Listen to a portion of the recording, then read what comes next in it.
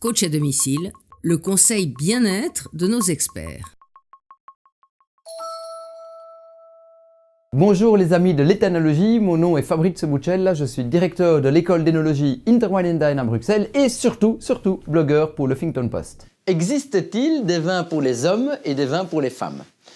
Alors de mon expérience, au-delà du fait que je pense que la question a peu de sens en tant que telle, mais de mon expérience, je n'ai jamais trouvé qu'il était des vins qui convenaient plus aux femmes et des vins qui convenaient plus aux hommes.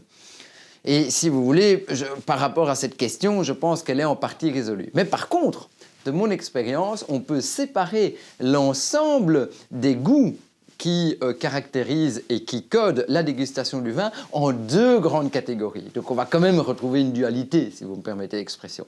Il y a d'un côté les rondeurs et de l'autre les duretés. Et un vin, à la fin de l'histoire, sera toujours une forme d'équilibre entre d'un côté les rondeurs et de l'autre les duretés. Alors, du côté des rondeurs, je mets bien sûr l'alcool, qui va donner une sensation de chaleur. Je peux mettre le glycérol, qui va donner une sensation de gras. Je peux mettre les sucres résiduels, éventuellement, parfois en petite quantité, parfois en plus grande quantité. Du côté des duretés, je vais mettre bien sûr les acides, qui vont donner le côté de fraîcheur. Je vais donner des finales amères, qui vont tendre le produit. Je vais bien sûr mettre les tanins, qui vont provoquer l'astringence des vins rouges.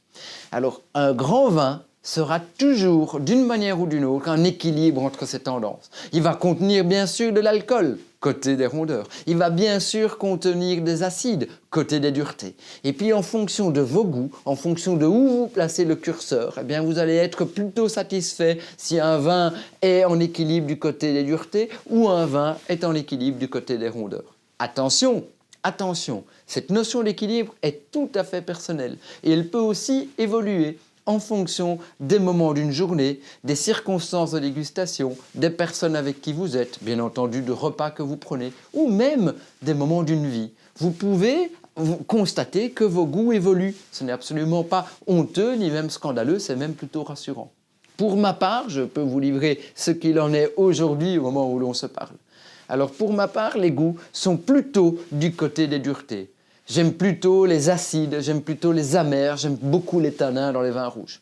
Mais attention, attention, il est quand même toujours une exception qui confirme la règle, ce sont les tout grands vins liquoreux. Notamment, je pense aux vins des appellations Sauternes et Barsac. Alors ces vins liquoreux, qui contiennent bien sûr beaucoup de sucre résiduel, je trouve sont un nirvana gustatif. Et quand vous avez un vin liquoreux qui en plus se termine par une finale iodée et saline, donc vous avez à la fois la rondeur et puis vous avez la dureté, alors là, ça c'est plus le nirvana, mais là c'est l'orgasme gustatif, si vous me permettez l'expression. Ça active la partie reptilienne de notre cerveau, l'alcool en prime, n'en jetez plus, c'est juste un moment de dégustation magnifique.